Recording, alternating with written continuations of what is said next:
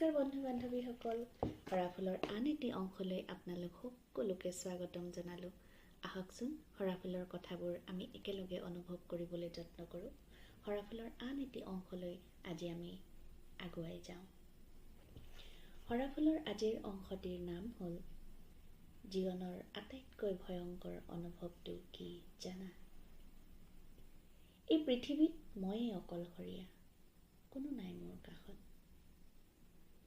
এই অনুভৱটোৱে তিল তিলকৈ শেষ কৰি দিয়ে মানুহক।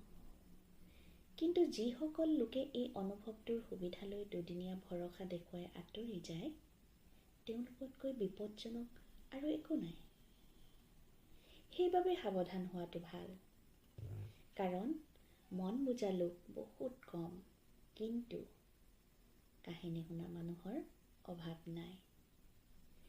ঘাট লগোৱা মলম সকলোৰে ঘৰত নাথাকিব পাৰে, কিন্তু নিমখ ঘৰে ঘৰে থাকে। ধন্যবাদ।